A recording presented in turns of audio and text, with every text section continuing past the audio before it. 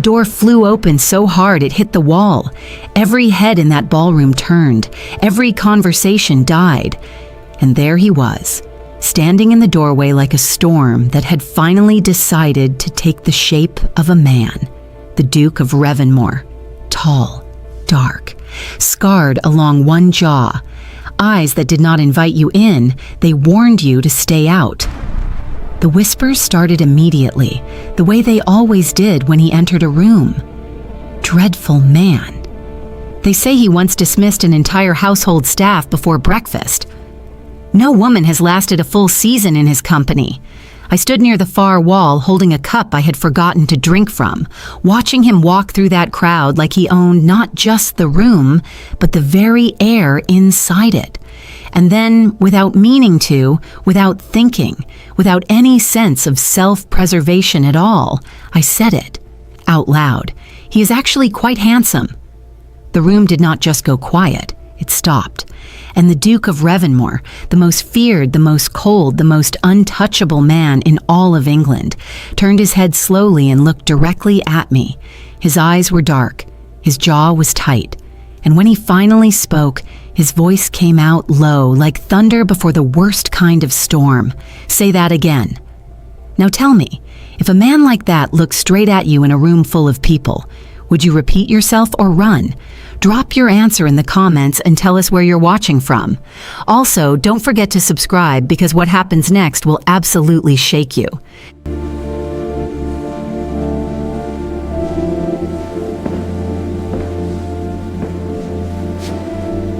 I did not mean to say it. That is the truth, and I will carry it with me to my grave if I must.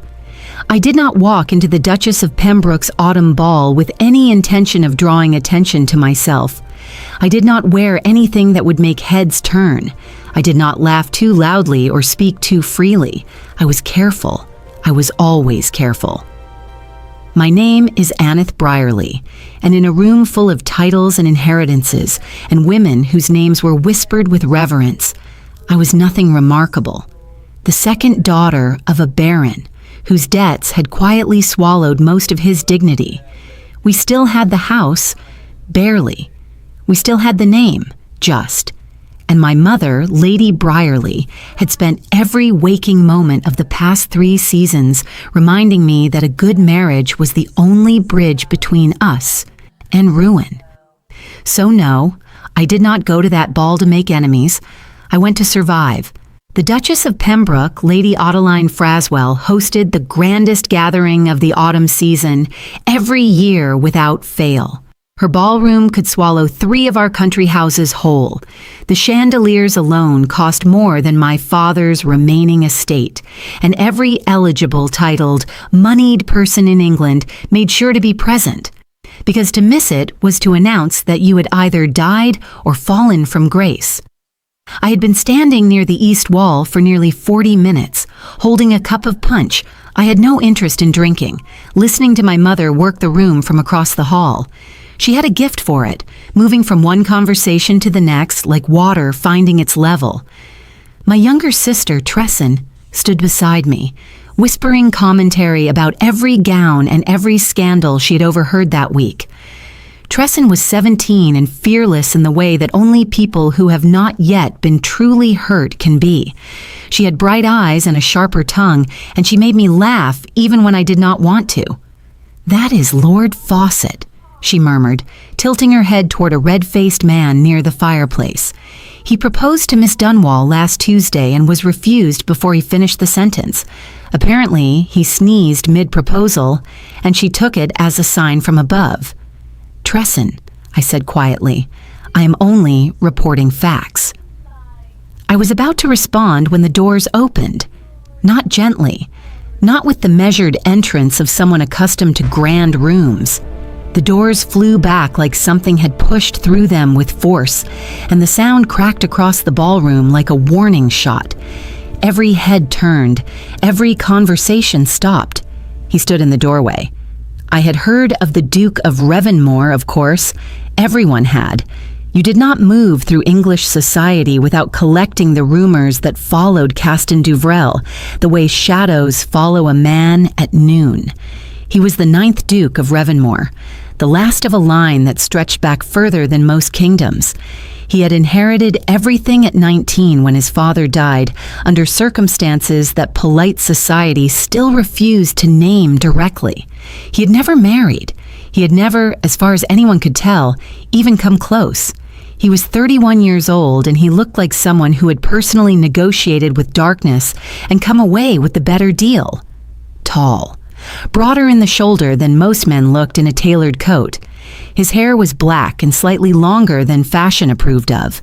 There was a scar that ran from just below his left cheekbone toward his jaw, pale against his skin, old and healed but not hidden. His eyes were the kind of dark that did not invite examination. They swept the room the way a general surveys a battlefield, not with admiration but with assessment. He wore no smile. He carried no warmth. The crowd parted for him without being asked.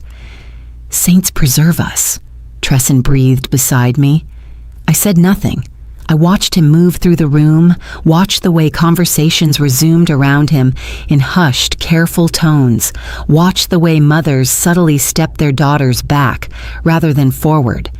The few men who greeted him did so with the stiff politeness of people who respected power but did not particularly enjoy its proximity. "They say he turned away his own cousin at the estate gates last winter," a woman near me murmured to her companion, "left him standing in the snow for 2 hours before a servant came to tell him the Duke was not receiving." "I heard he once made a barrister cry in open court," the companion replied, pressing her fan to her lips, "and felt nothing." "He looks like he feels nothing right now." He did. That was the most unsettling part. Every other person in that room was performing something: pleasure, importance, elegance, availability. The Duke of Revanmore was performing nothing. He simply existed in the space and let everyone else arrange themselves around him. I watched him stop near the far column and accept a glass from a footman without looking at the man.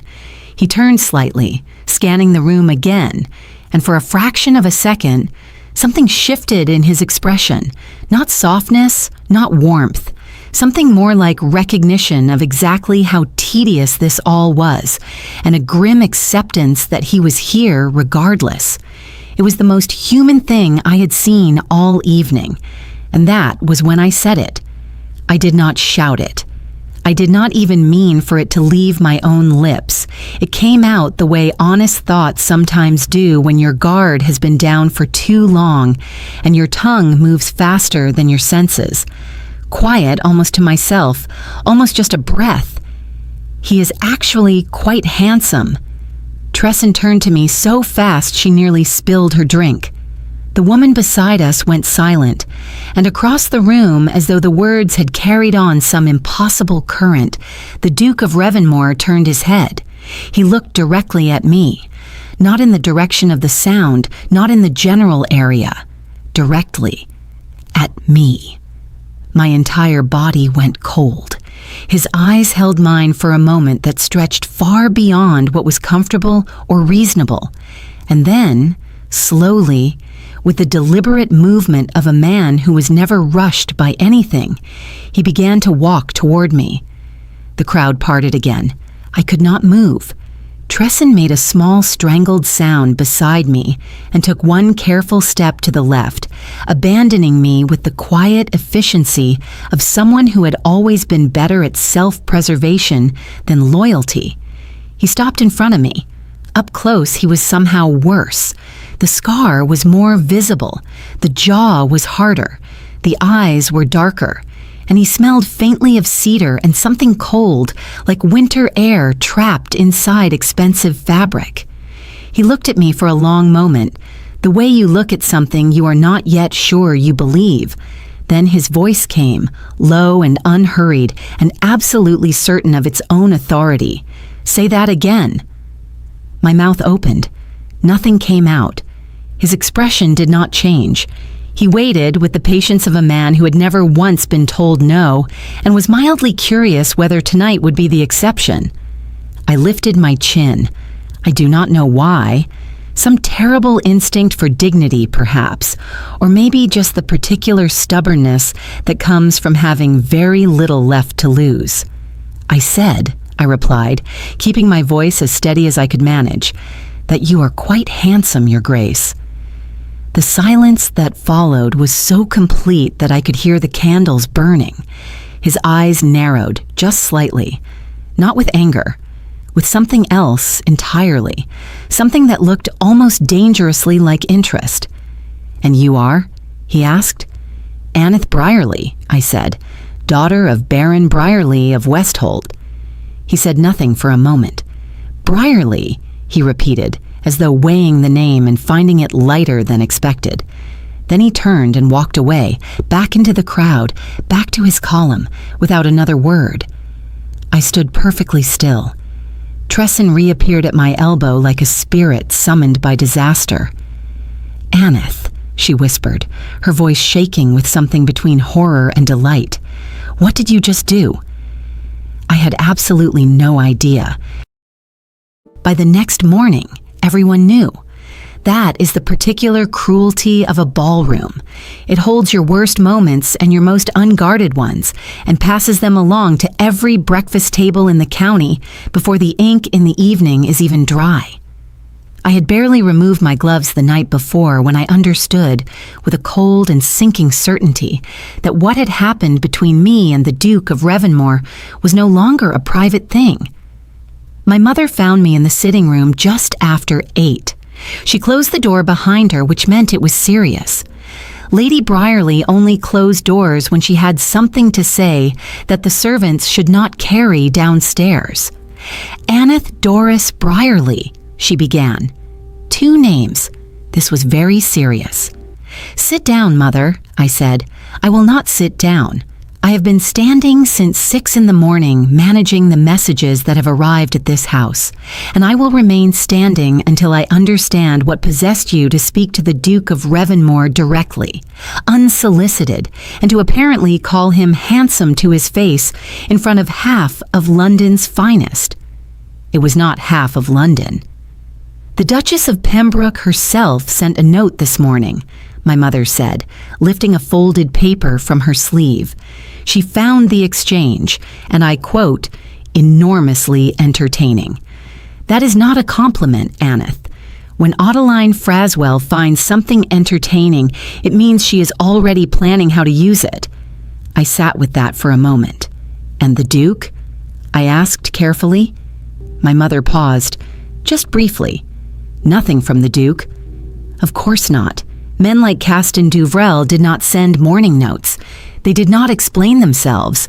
They moved through the world and left the rest of us to interpret the wreckage. Tresson appeared in the doorway behind my mother, fully dressed and bright-eyed in the manner of someone who had slept wonderfully and woken up to find their sister at the center of a social scandal, which was, for Tresson, basically, a perfect morning. Lady Holt's daughter has already told everyone that Aneth practically threw herself at him, she reported cheerfully. Tresson, I said, and Lord Fawcett told his valet that the Duke looked, and I am quoting his valet who told our kitchen maid interested. My mother turned sharply. Interested? That was the word used. A silence fell over the sitting room that I did not know how to read. My father appeared last, shuffling in from his study with his reading spectacles still on his head and a letter in one hand. Baron Briarly was a gentle man made soft by disappointment and hardened by nothing, which was both his most endearing quality and his most dangerous one. He handed the letter to my mother without a word. She read it, once, then again. Her expression changed. This, she said quietly, is from the Duke of Revanmore's man of affairs. The room went absolutely still. He is requesting, she continued, and her voice had taken on the careful flatness of someone trying not to betray feeling, that Miss Aneth Briarly attend a small gathering at Revanmore House this coming Thursday, hosted by the Dowager Duchess, the Duke's aunt, 12 guests, dinner, and an evening of music. My father blinked. Well, he said. Well, Tresson echoed, looking at me with enormous eyes. I said nothing. Revanmore House, the Duke's London residence, a carefully worded invitation that came not from the man himself, but through proper channels, through his aunt, through the respectable architecture of etiquette, but which had arrived at our door less than 12 hours after I had called him handsome in front of 300 people. "You do not have to go," my mother said, looking at me, but we both knew that was not true. A man like the Duke of Revanmore did not invite a baron's daughter to Revanmore House on impulse. Something had moved him, and something in me, the part that had survived 3 seasons of careful invisibility and polite dismissal, wanted very much to know what it was. "I will go," I said. My mother nodded slowly. My father patted the arm of his chair. Tresson made a sound that almost entirely suppressed excitement. That was Monday. By Thursday, I had received 3 separate warnings. The first came from Mrs. Hittora Plyme, a neighbor of ours who had known my mother since girlhood and felt that entitled her to deliver unwanted counsel without apology. She arrived Tuesday afternoon with a tin of biscuits and a great deal of unsolicited knowledge about the Duke of Revanmore's history. His last serious attachment, she said, settling into the best chair without being invited to, was 7 years ago. Lady Fenwick's niece, I believe. The girl left the county inside a fortnight, and no one ever learned exactly why. The Duke never offered an explanation. He never does. "I have been invited to dinner, Mrs. Plyme," I said pleasantly. "Not a betrothal." "All the worst things begin as dinner," she replied, and ate another biscuit. The second warning came from my father's old friend, Mr. Bassett Coleridge, a retired solicitor who had handled some of the Brierley family's legal arrangements and who appeared to feel personally responsible for our continued existence. He wrote a letter, 3 pages, careful handwriting. The central message was that the Duke of Revanmore had a reputation for coldness that was not entirely exaggerated, and that a young woman of limited social standing should think carefully before entering any arrangement, formal or informal, with a man of his stature. I read the letter twice, put it in the drawer, and began planning what I would wear. The third warning was the one that actually gave me pause. It came from Lady Orinthia Cavell, who was perhaps the sharpest woman in London and one of the few people who had moved in the Duke's actual circle for any sustained period. She was 60, widowed twice, and possessed of a directness that made most people deeply uncomfortable and that I had always privately admired. She called on me Wednesday morning and dismissed Tresson from the room before she said a single word, which I noted.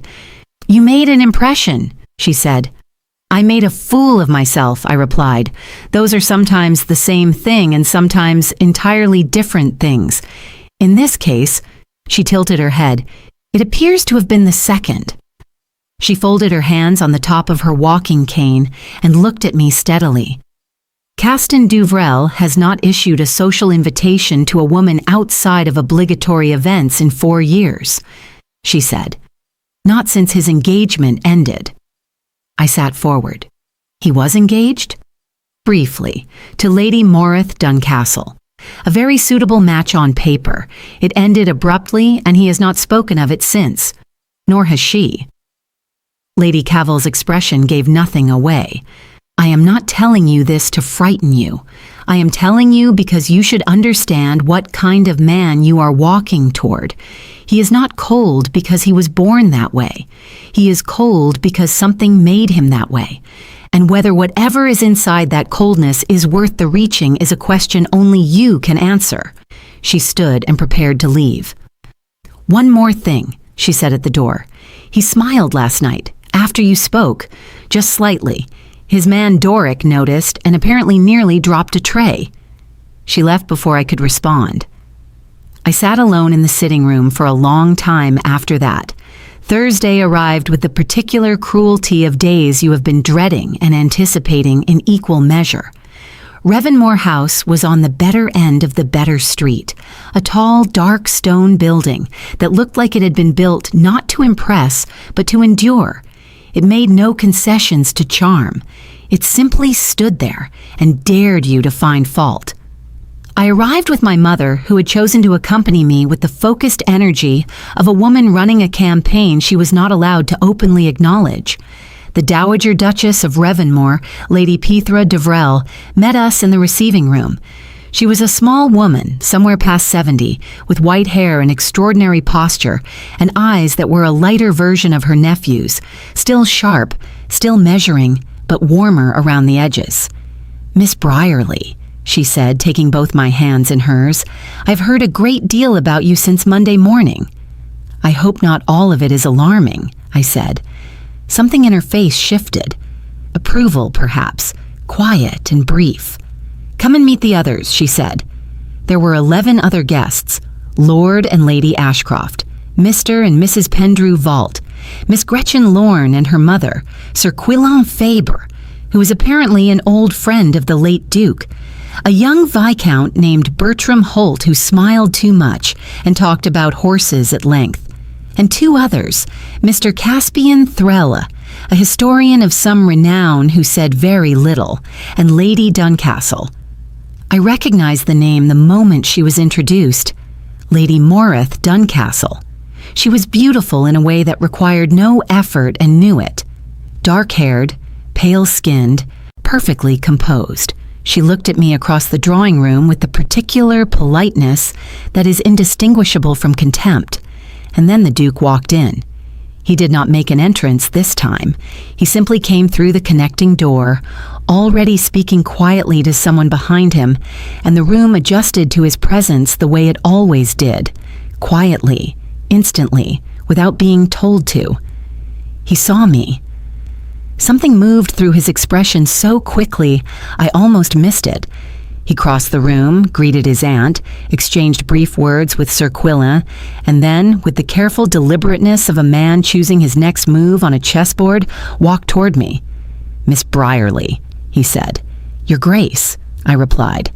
He looked at me for a moment with those dark, unreadable eyes.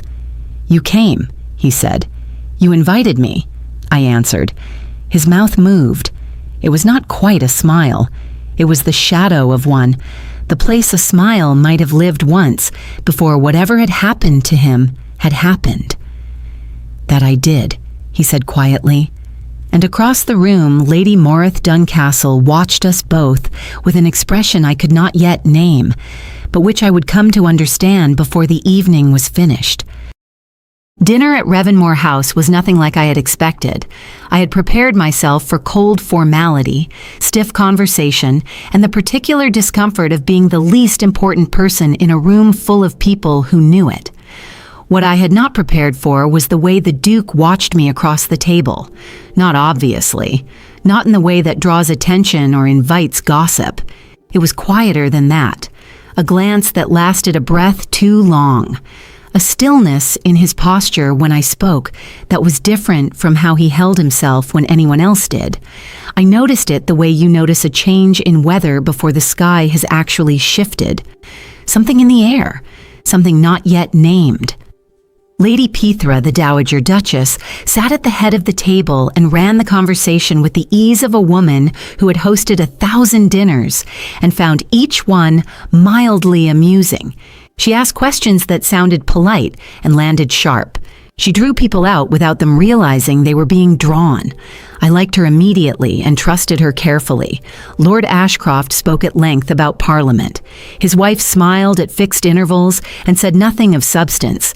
Mr. Pendrew Vault debated land reform with Sir Quillan Fabre in the friendly but pointed way of men who disagreed about everything and enjoyed it. Young Viscount Bertram Holt spilled his wine once, apologized 4 times, and said 3 separate things about horses that no one responded to. I sat between Mr. Caspian Thrella and Miss Gretchen Lorne. Mr. Thrella was quiet and thoughtful, the kind of person who listened more than he spoke and therefore knew more than most. He asked me once toward the middle of the meal how I had come to be acquainted with the Duke. "We are not acquainted," I said honestly. "We spoke briefly at the Duchess of Pembroke's ball."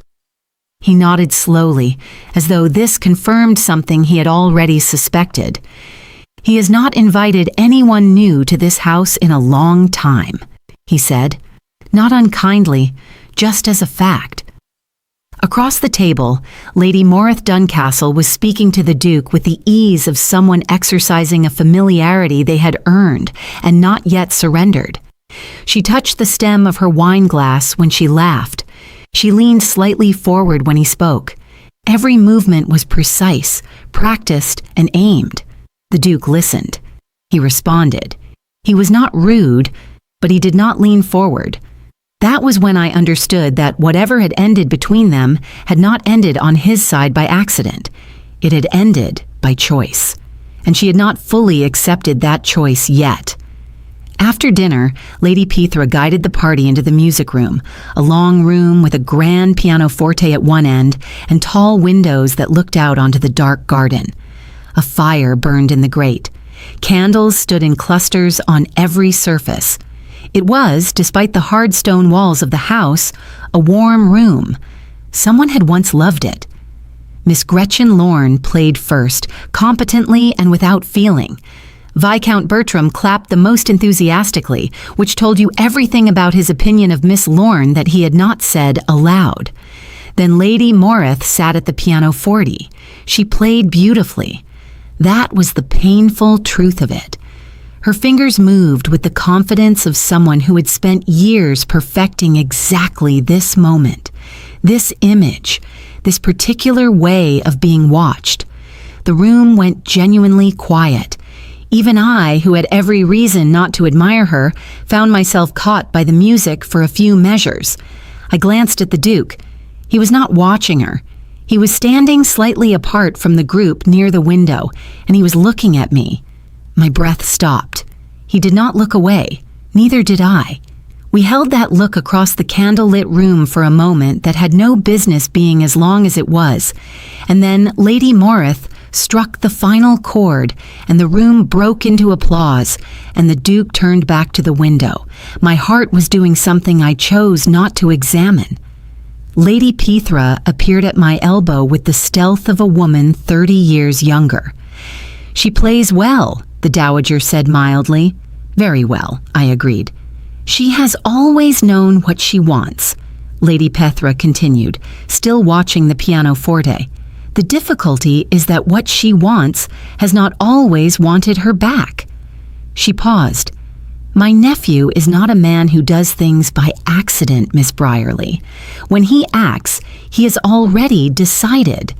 The question worth asking is why he decided on you." She moved away before I could answer. The evening continued. The room relaxed into smaller conversations. My mother, who had been behaving herself with extraordinary discipline, was now deep in discussion with Lady Ashcroft and looked dangerously pleased about something. I found myself near the window, alone for a moment, looking out at the garden. "You do not play." The voice came from directly behind me. I turned. The Duke stood closer than I expected. The room and its noise felt suddenly distant. "I play poorly," I said. "I spare people the experience." "Honesty," he said. "That is uncommon here." "I imagine most people tell you what they think you want to hear." "Everyone," he said simply. I looked at him directly. "And what is it that you want to hear, Your Grace?" Something moved behind his eyes. The shadow smile appeared again, brief and almost painful to look at, like a crack of light in a wall that had been sealed for years.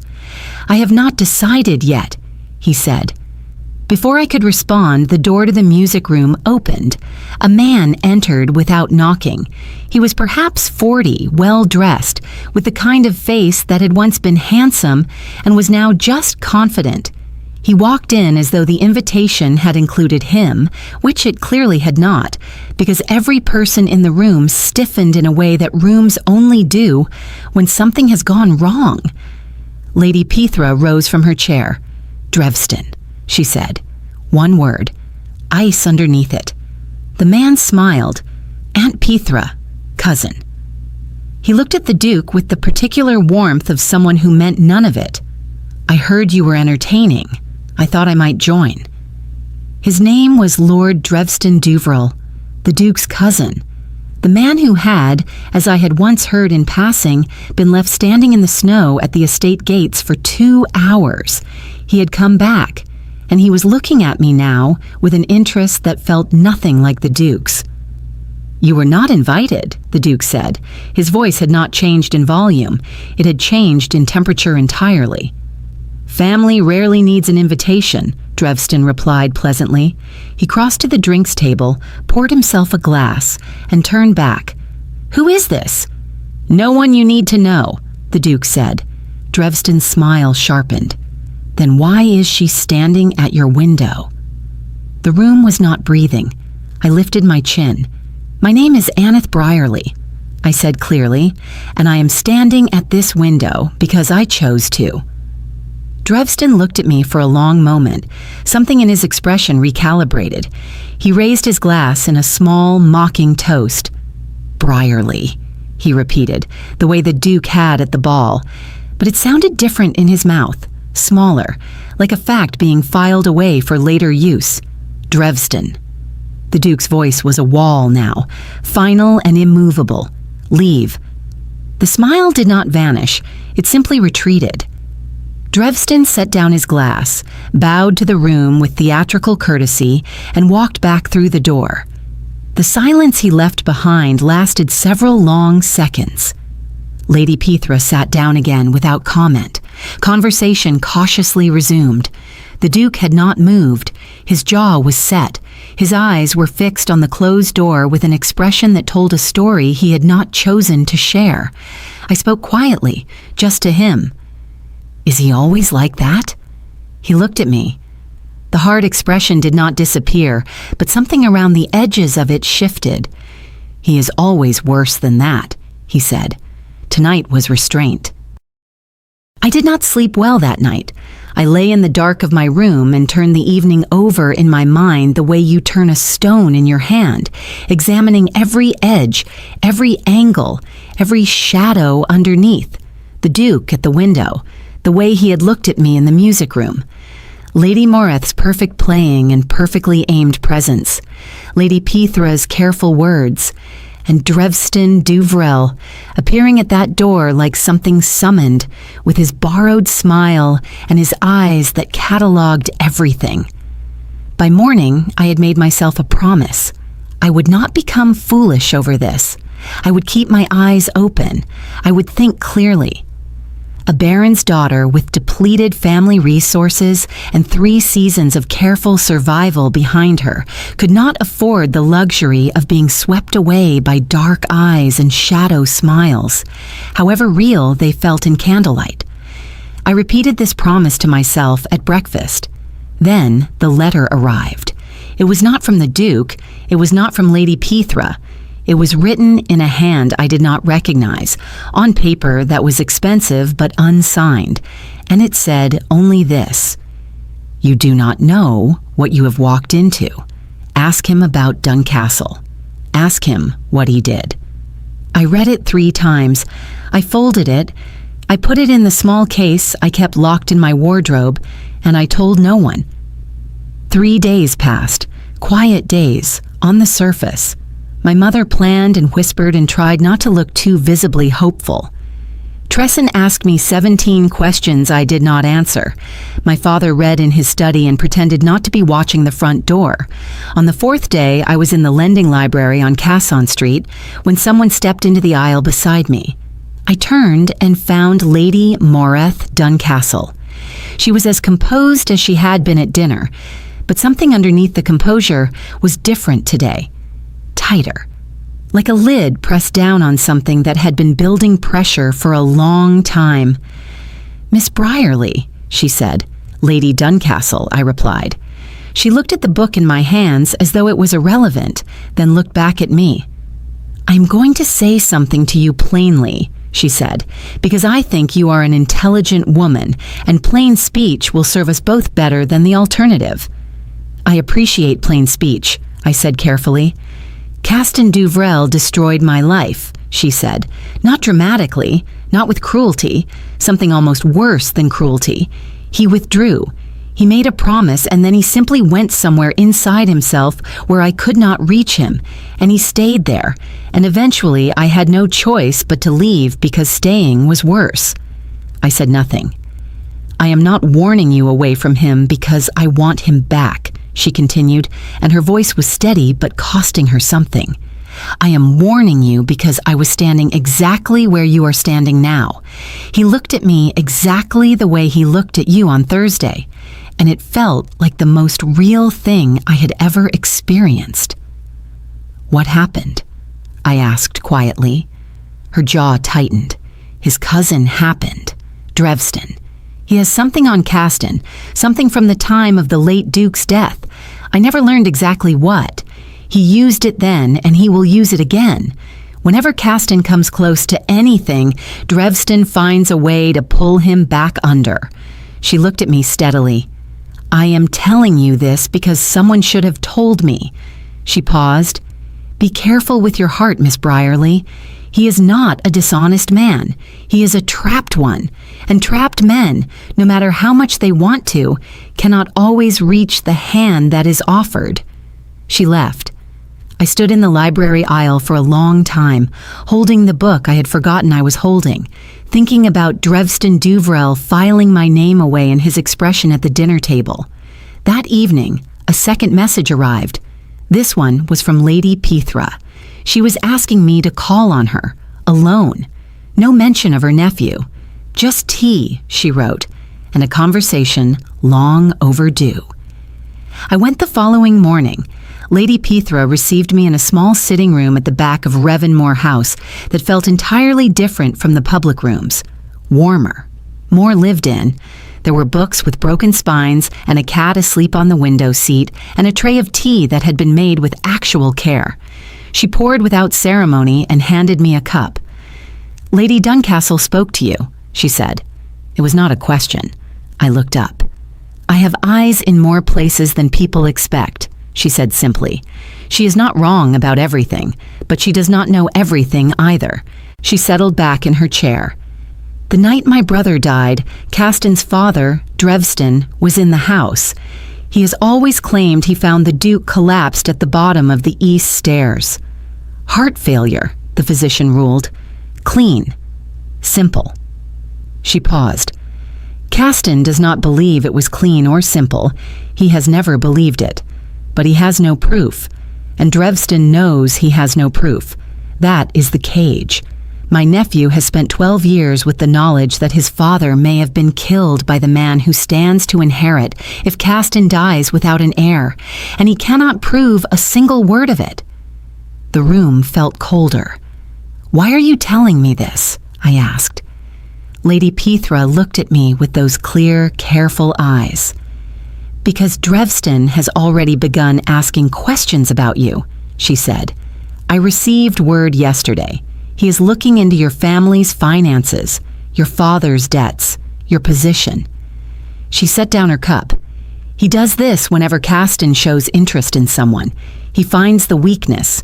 He uses it. My hands were still in my lap. What does he want? I asked. Control, she said.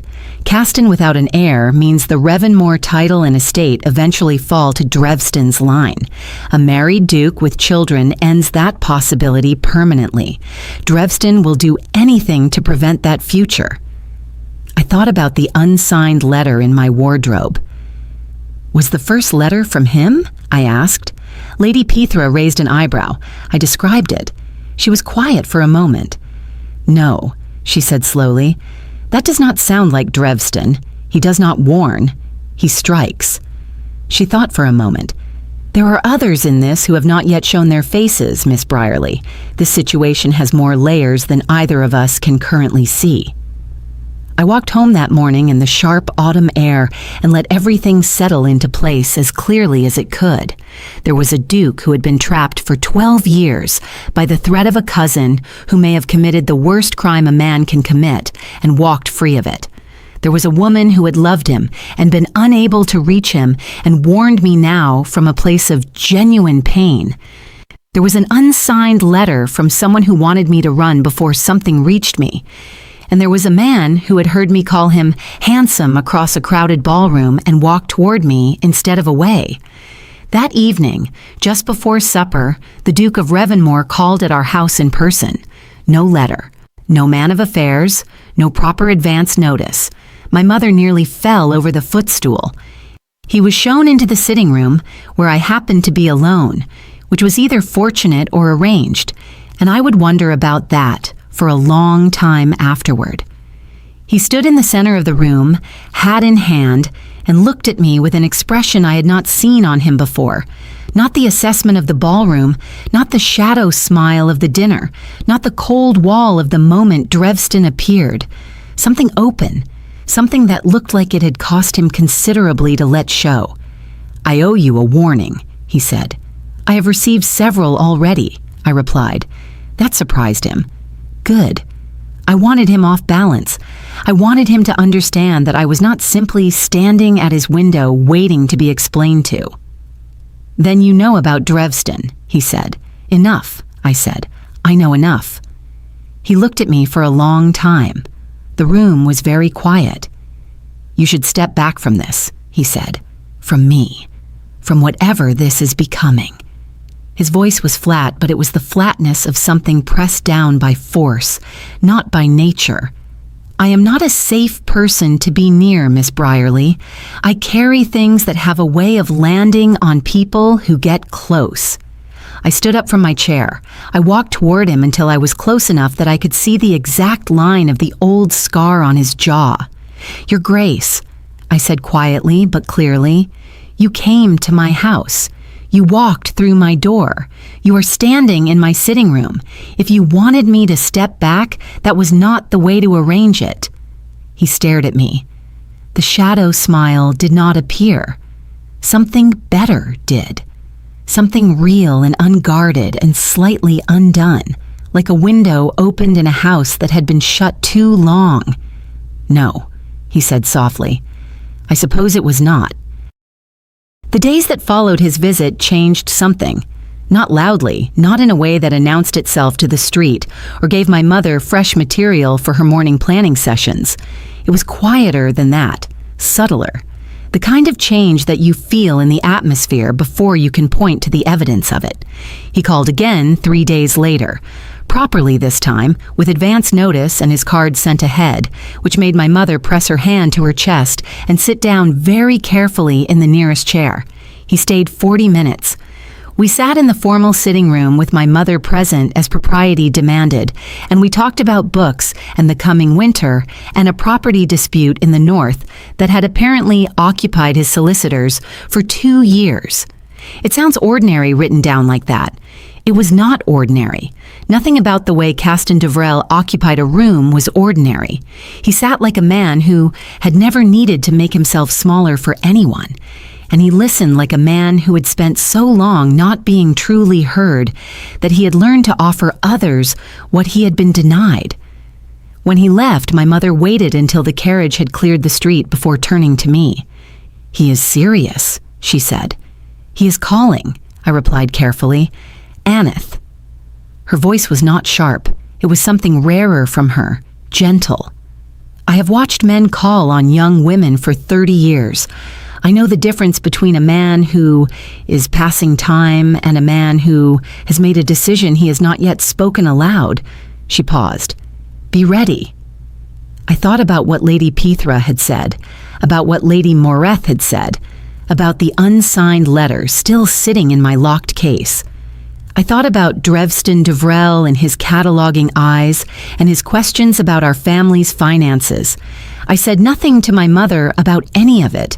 There were things she needed to be protected from, not because she was weak, because she carried enough. The threat came on a Tuesday.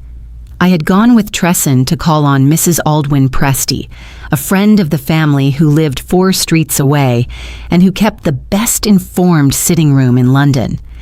Every piece of useful information in the city passed through Mrs. Prest's drawing room sooner or later, carried in by her wide network of callers and deposited there along with calling cards and biscuit crumbs. We had barely settled when Mrs. Presty leaned forward with the particular brightness of someone holding something they could not wait to release. "Have you heard what is being said about your father?" she asked. My stomach dropped. I kept my face still. "Tell me," I said. "Someone has been speaking to the money lenders," she said, lowering her voice with relish. "Someone has been asking very detailed questions about the Brierly debts, not quietly either, loudly enough that two separate people mentioned it to me this morning." She shook her head. "Someone wants it known. That is the thing, dear. When questions are asked that loudly, they are not looking for answers. They are building a story." Tresson had gone very still beside me. I thanked Mrs. Presty with a composure I did not feel, made our excuses, and walked home through air that tasted like rain coming. Drevston had moved. He was not going to come after me directly. He was going to make my father's situation a matter of public discussion. He was going to make the Brierly name synonymous with debt and desperation. He was going to turn me into exactly the kind of woman that a duke could not afford to be associated with, not because it was true, but because he would make it feel true to enough people to matter. It was clever. I hated that it was clever. That evening, I unlocked my case and took out the unsigned letter and read it again. Ask him about Duncastle. Ask him what he did. I had not asked. I had not raised it.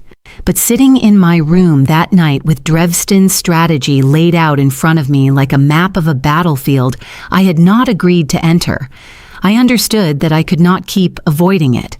I needed to understand the full shape of what I was standing in the middle of.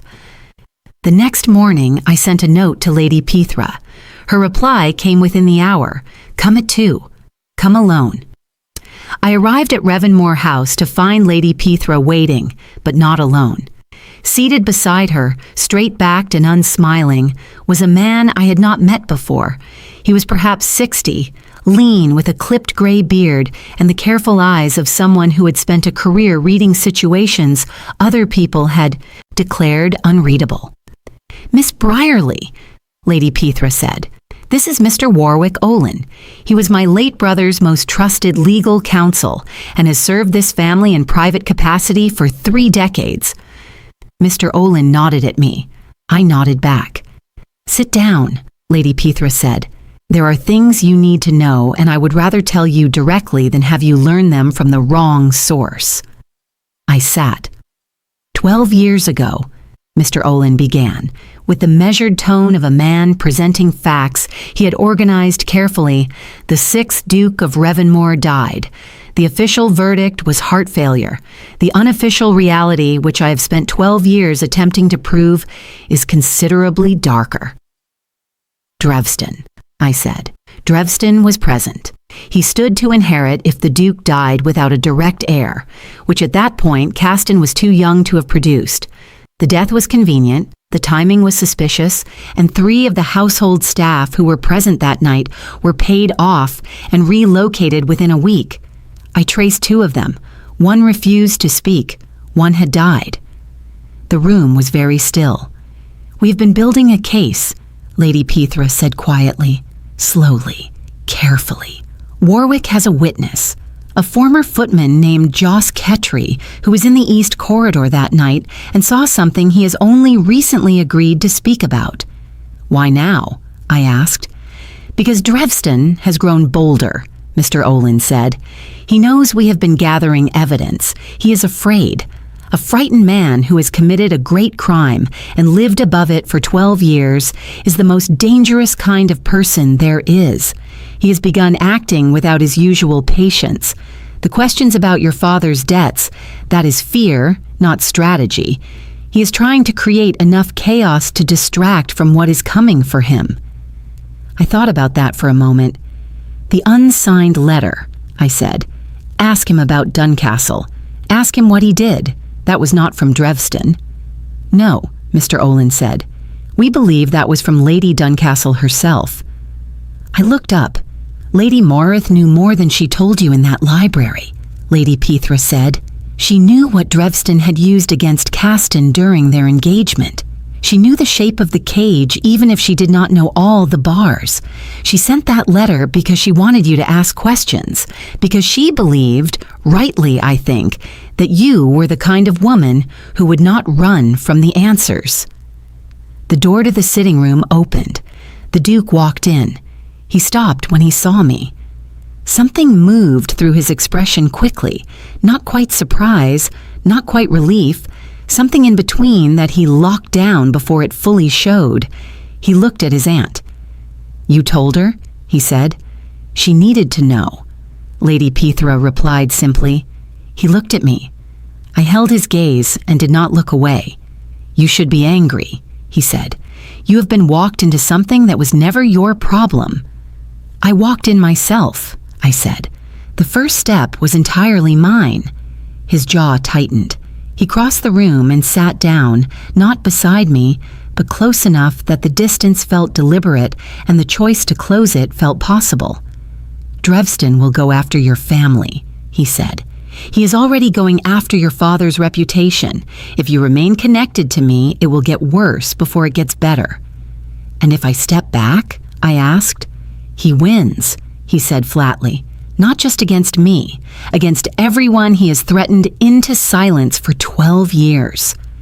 I folded my hands in my lap. "Then I am not stepping back," I said. The room was very quiet. Lady Pethra looked into her teacup. Mr. Olin looked at his notes. The Duke looked at me with an expression that was open in a way I had not seen before, and that I understood, with a certainty that settled into my bones quietly and completely that very few people had ever been allowed to see. "I have to ask you something," I said quietly. "Ask," he said. "The engagement. Lady Duncastle. What actually happened?" He was still for a long moment. "I ended it," he said. "Not because I did not care for her, because Drevston told me that if I married, if I had children, he would destroy everyone near me rather than lose his claim on the inheritance. I believed him. I had already watched what he was capable of." His voice was level. The levelness was its own kind of pain. "I have regretted the way I handled it every day since. She deserved an explanation I was too afraid to give her." I absorbed this slowly. "She warned me away from you," I said. "She was protecting you," he said, "the way no one protected her." I stood up. I walked to the window and looked out at the gray London street below, and the bare trees and the carriages moving through the afternoon light, and I thought about what it meant to be a person who had kept themselves sealed for 12 years to protect the people around them from a threat they could not name. I thought about what it cost. I turned back. "We are going to end this," I said. "Not to the room, to him." He looked at me steadily. "Miss Brierly," he began. "Aneth," I said. "If we are doing this together, you can use my name." The shadow smile came back. This time it stayed a little longer. "Aneth," he said, and the sound of it in his voice was something I felt rather than heard. The plan was not complicated.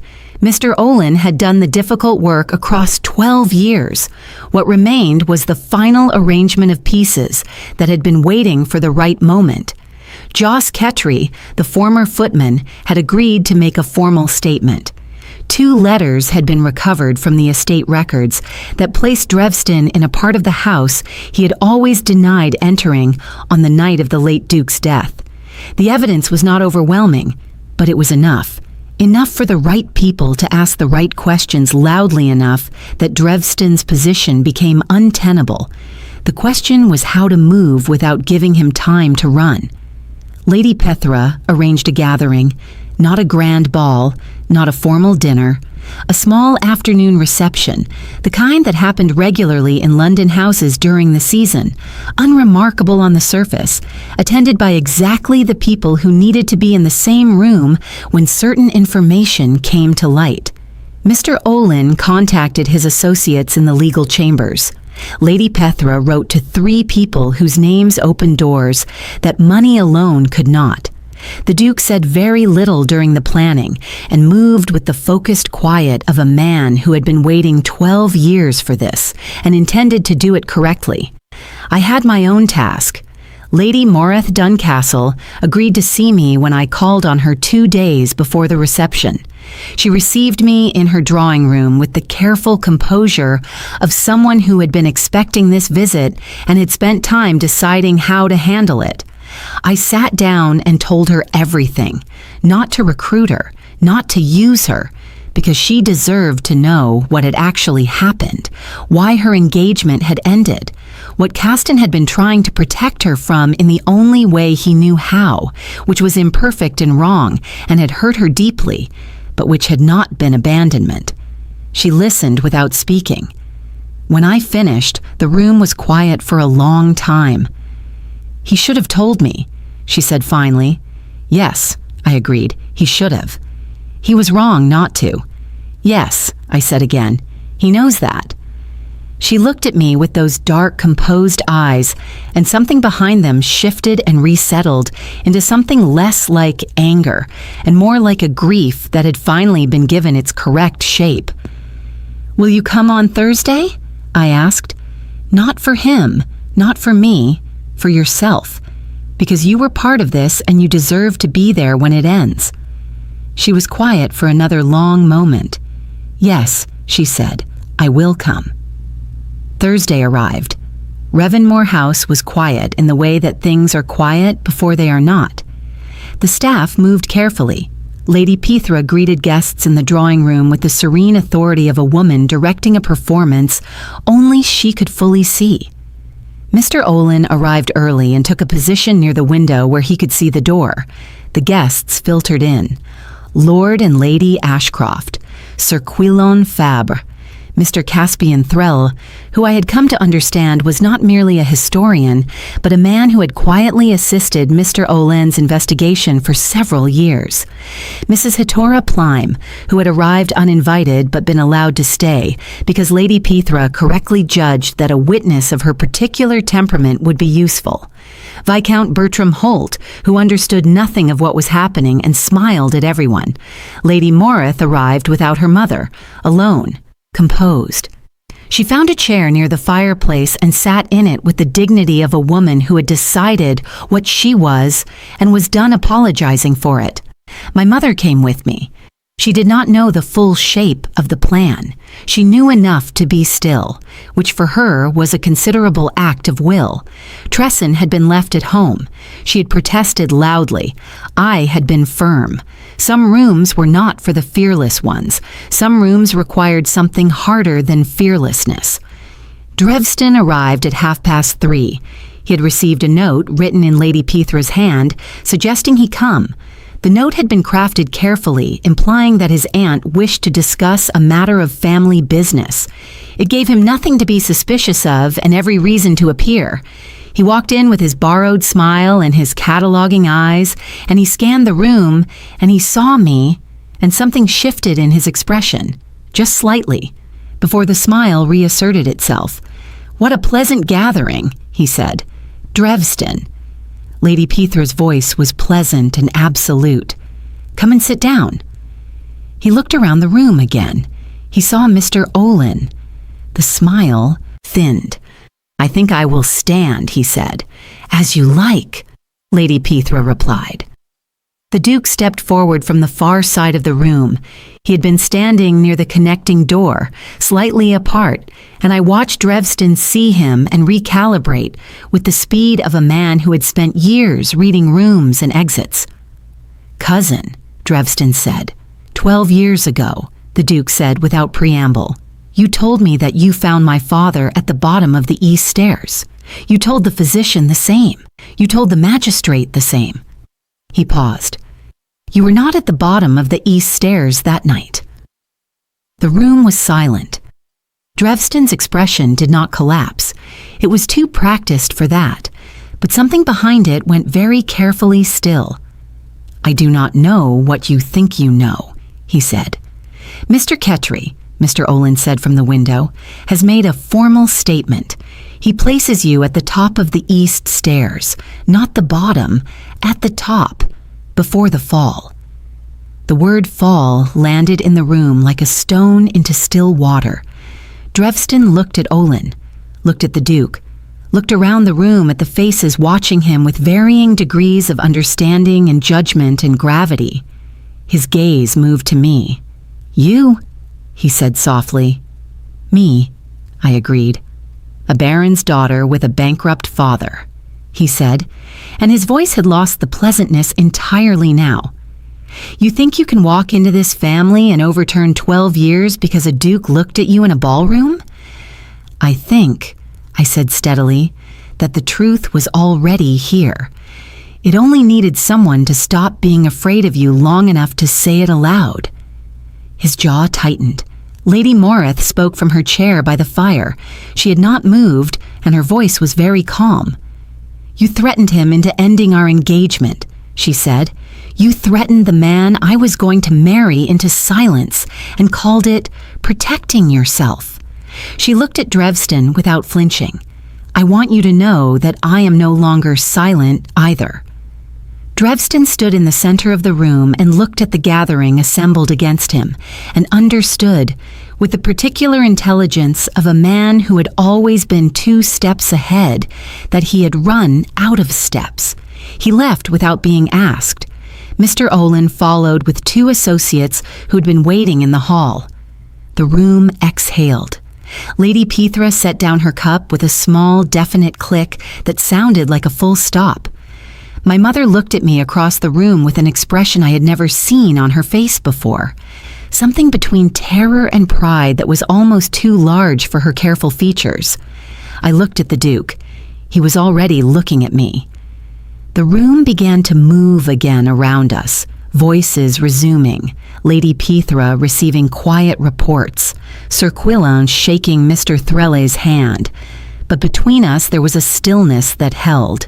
He crossed the room. He stopped in front of me, close enough that I could see the exact line of the scar on his jaw and the dark eyes that were not cold today and had perhaps not been truly cold for some time now. "Aneth," he said quietly. "Your Grace," I replied.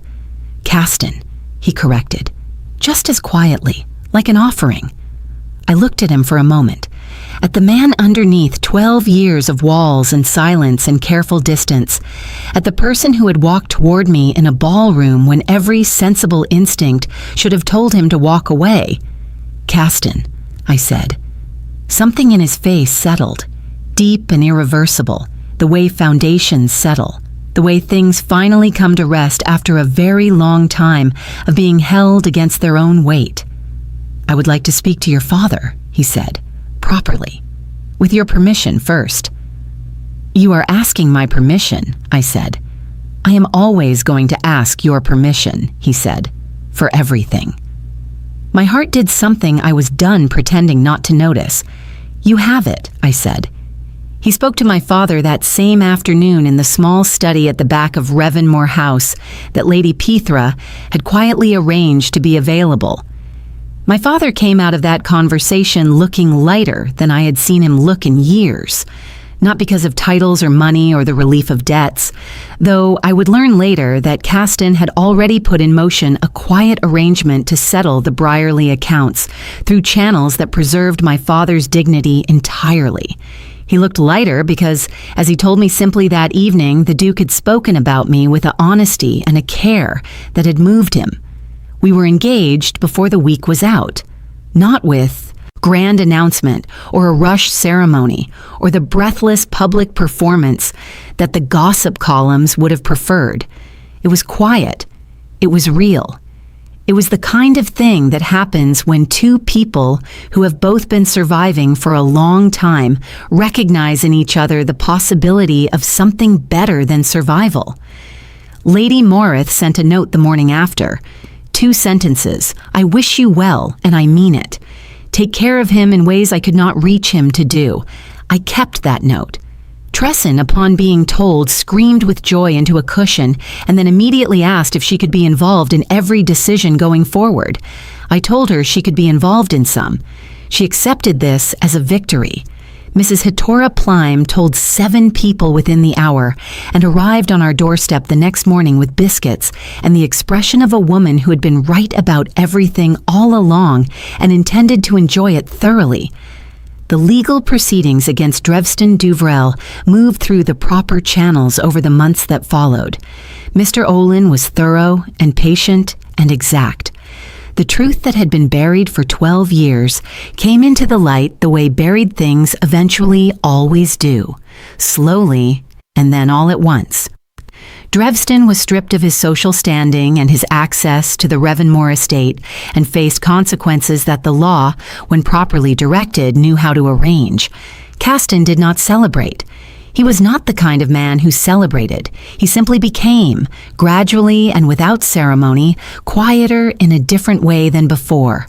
Not the silence of a sealed room, the silence of a person who has finally put something down that they have been carrying too long and is learning what it feels like to have their hands free. I watched it happen. Day by day, call by call, conversation by conversation.